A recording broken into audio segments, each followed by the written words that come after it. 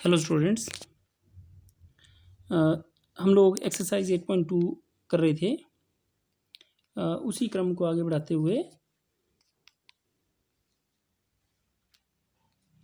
11.2 उसी क्रम को आगे बढ़ाते हुए हम लोग क्वेश्चन नंबर 5 तक कर चुके थे और क्वेश्चन नंबर 6 में हम लोग पहुँचे हैं। तो जो नेक्स्ट क्वेश्चन है वो है क्वेश्चन नंबर 6 तक कर चुके थे, सॉरी 7th क्वेश्चन हमने करना है। किसी भवन के फर्श में समचतुर्भुज के आकार की 3000 टाइलें हैं। सबसे पहले समचतुर्भुज के आकार की, इनमें से प्रत्येक के विकर्णों की लंबाई दी हुई है। आपको पता है समचतुर्भुज का क्षेत्रफल, रोम्बस का जो एरिया है वो क्या होता है, समचतुर्भुज का क्षेत्रफल होता है 1/2 गुणा विकर्ण 1 गुणा विकर्ण 2। ठीक है, 4 रुपये प्रति वर्ग मीटर दर से इस फर्श को पॉलिश करने का व्यय याद कीजिए। एक भवन है, उसका जो फर्श है उसमें समचतुर्भुज आकार की टाइलें लगाई गई हैं और वो 3000 टाइलें लगाई गई हैं। ठीक है, उनके जो विकर्ण है वो दिए हुए हैं, लेकिन एक चीज़ यहाँ नोट करने वाली है कि ये विकर्ण है वो किस चीज़ में है, सेंटीमीटर में है। ठीक है, यह सेंटीमीटर में दिए हुए हैं, जबकि 4 रुपये जो जो खर्चा है वो किस में दिया गया है, प्रति वर्ग मीटर में। तो हमें एक प्रॉब्लम तो यहाँ नज़र आ गई है कि ये जो चीज़ है वो किस में बदलनी पड़ेगी, हमें मीटर में। ठीक है, तो इस क्वेश्चन को करने के लिए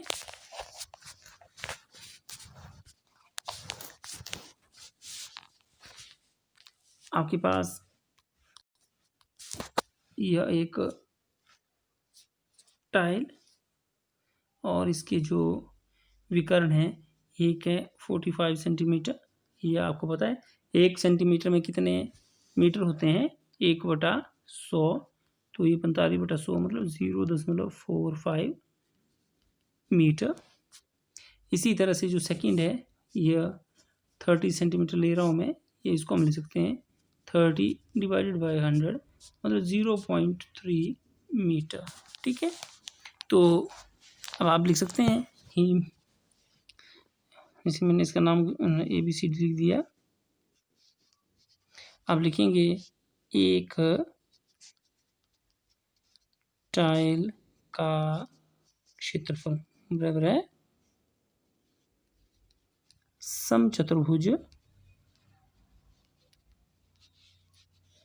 ABCD का क्षेत्रफल।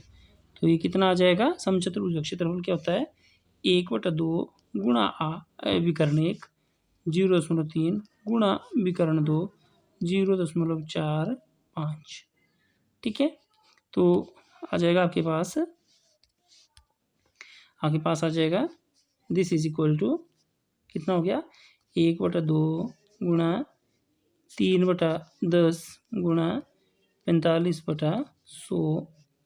ठीक है, तो आपके पास ये कितना आ गया, ये आ गया आपके पास 2 से तो कुछ कटने वाला है नहीं, 3 पंजे 15 1 असल 3 चौके 12 1 13/2 के पीछे 3 0 वर्ग मीटर।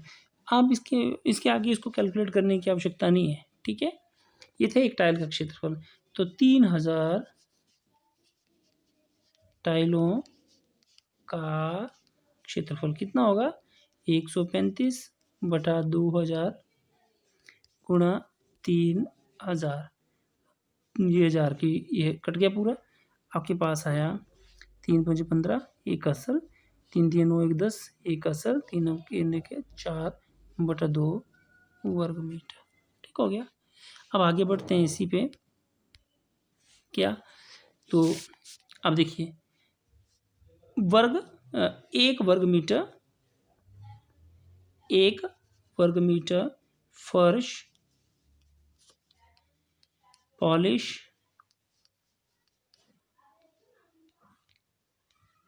करने का खर्च कितना है, 4 रुपये।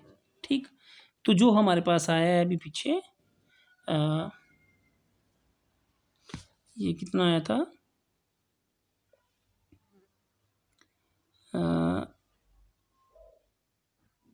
ये था हमारे पास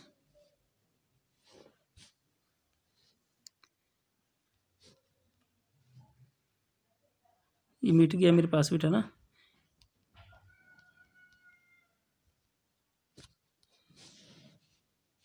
ये था 405/2 वर्ग मीटर, शायद ऐसा ही था मेरे ख्याल से, नीचे 2 ही था शायद, बटा 2 वर्ग मीटर। फर्श पॉलिश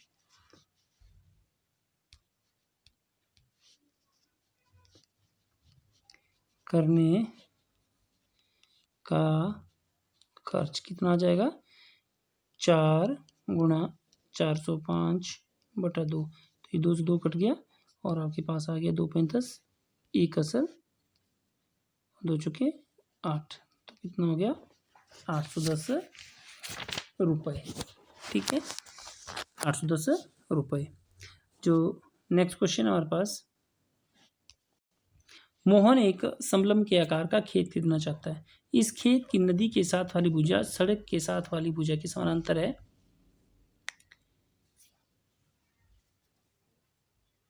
और लंबाई में दुगनी है। यदि इस खेत का क्षेत्रफल 10,500 वर्ग मीटर हो और समानांतर भुजाओं के बीच की लंबवत दूरी 100 मीटर है, तो नदी के साथ वाली भुजा की लंबाई ज्ञात कीजिए। आपके पास इस तरह का डायग्राम है, एक सड़क है और इस तरफ नदी है,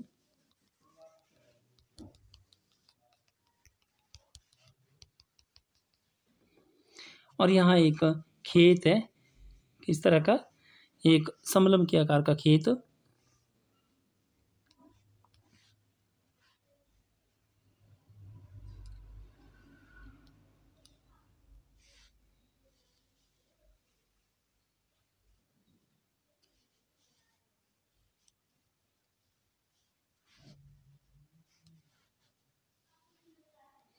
थोड़ा सा मैं इसको कलर कर रहा हूँ ताकि ये आपको समझ में आ जाए, और इस प्रकार से है।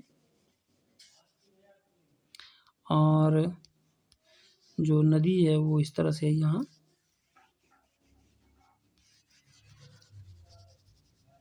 और जो सड़क है वो ऊपर की तरफ है, ये नदी, और जो सड़क है वो यहाँ,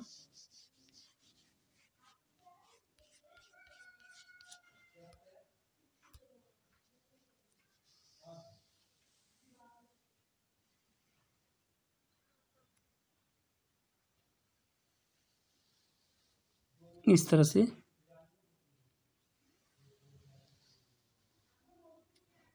इस तरह से, और ठीक है, ये आपके पास है। देखिए इसमें 2 भुजाएं क्लियर कट बिल्कुल क्लियरली जो वो दिख रही हैं। एक आपके पास ये भुजा है और आपके पास एक ये भुजा है, जो दोनों कैसी हैं, समानांतर हैं।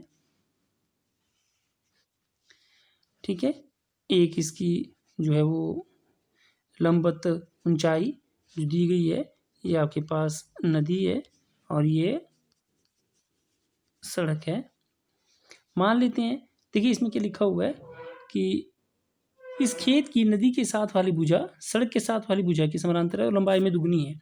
तो यदि ये हमारे पास ए हो तो ये कितनी हो जाएगी, 2a, दुगनी ना, इसकी दुगनी। ठीक है, और खेत का क्षेत्रफल भी दिया हुआ है, इसका जो क्षेत्रफल है वो कितना है, 10,500 वर्ग मीटर।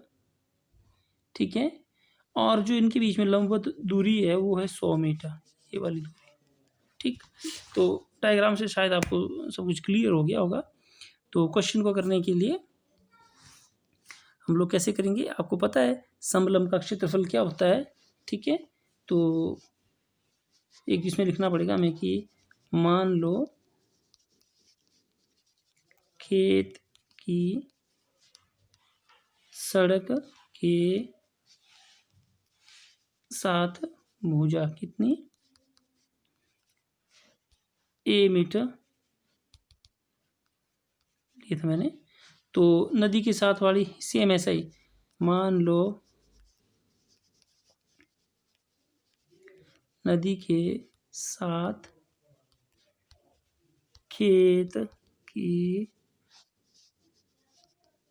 भुजा बराबर 2a मीटर, ये आ जाएगा यहीं से, या मान लो कि बजाय आप इस तरह का निशान लगाएं।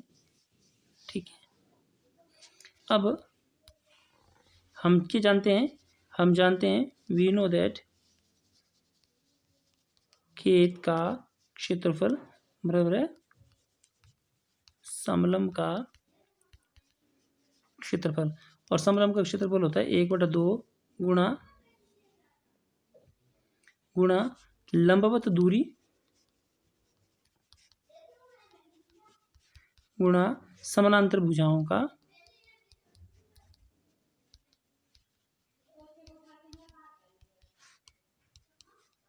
योग। तो यहाँ से आपके पास आ जाएगा, ये आ गया 1/2 गुणा समानांतर भुजाओं का योग। समानांतर भुजाएं कितनी है, a जमा 2a गुणा लंबवत ऊंचाई है 100, तो ये काट के आ गया आपके पास 50, तो 50 मल्टीप्लाइड बाई a प्लस कितना हो गया 3a, तो आ गया 150 a वर्ग मीटर। ठीक है, अब क्या दिया हुआ आपके पास, परंतु खेत का क्षेत्रफल ये दिया हुआ है कितना 10,500 वर्ग मीटर। ठीक है, तो इसका मतलब हो गया 150 a 10,500, ठीक हो गया। तो a कितनी आ जाएगी 10,500 बटा 150, कट गया 15 से 105, और ये आ गया आपके पास 7 मीटर। तो ये थी सड़क के साथ वाली भुजा है ना, तो विच इम्प्लाई, इसका मतलब हो गया सड़क के साथ भुजा की लंबाई बराबर है 7 मीटर। तो नदी के साथ वाली भुजा, नदी के साथ खेत की भुजा की लंबाई कितना आ जाएगा, इसका दुगुण, तो 7 गुणा 2 आ गया 14 मीटर, ये आपका आंसर हुआ। नेक्स्ट क्वेश्चन है इसी में, एक ऊपर उठे हुए चबूतरे का ऊपरी पृष्ठ अष्टभुज के आकार का, जैसे कि आकृति में दर्शाया गया है, अष्टभुजी पृष्ठ का क्षेत्रफल ज्ञात कीजिए।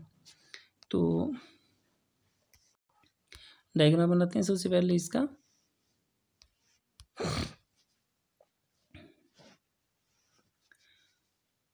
ये है आपके पास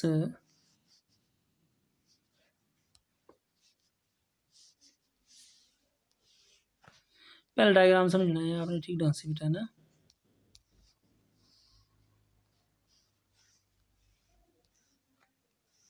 ठीक हो गया,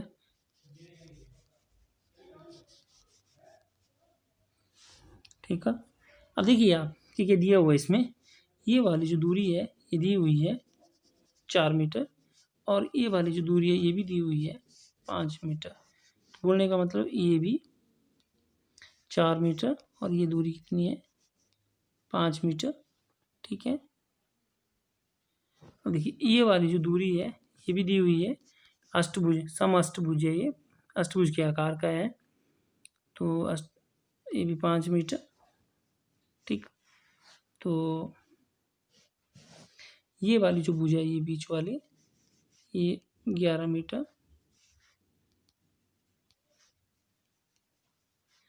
ये ऊपर भी फिर 11 मीटर होगी। अब आप देख लीजिए आपके पास क्षेत्रफल के लिए, अष्टभुज का क्षेत्रफल निकालने के लिए डायग्राम कितनी बन रही हैं। एक आपके पास इसमें डायग्राम ये है, ठीक है, एक ये है जिनकी पैमाइश बराबर है, और एक ये है। ठीक है, तो इसको बोल रहा हूँ मैं पार्ट 1, पार्ट 2 और ये पार्ट 3। ठीक है, तो कुल क्षेत्रफल कितना आ जाएगा बेटा, आप लिखेंगे अभीष्ट क्षेत्रफल बराबर है भाग 1 का क्षेत्रफल जमा भाग 2 का क्षेत्रफल जमा भाग 3 का क्षेत्रफल। ठीक है, जो होगा आपके पास, जो बराबर होगा क्या, समलंब 1 का क्षेत्रफल जमा आयत 2 का क्षेत्रफल जमा समलंब 3 का क्षेत्रफल। ठीक है, तो जब आप इसको भरेंगे तो यह आ जाएगा आपके पास, यह आ जाएगा समलंब 1 का क्षेत्रफल आया 1/2 गुणा ऊंचाई 4 गुणा समानांतर भुजाओं का योग 11 जमा 5 जमा आयत का क्षेत्रफल लंबाई गुणा चौड़ाई जमा 1/2 गुणा 4 गुणा, ये तो बराबर पैमाइश है इसकी, तो आ जाएगा आपके पास, ये 2 कट गया, ये 2 कट गया, तो 2 गुणा 16 जमा 55 जमा 2 गुणा 16, ये आ जाएगा 32 जमा 55 जमा 32, और ये जोड़ के आ जाएगा 119 वर्ग मीटर। ठीक है, तो ये क्वेश्चन भी हुआ। अब आते हैं हम लोग अगले क्वेश्चन के ऊपर। ये चलो इतना काफ़ी हुआ वीडियो बेटा। अगला जो क्वेश्चन है इसको आप करने का प्रयास करें 10वां और 11वां। ठीक है, ओके।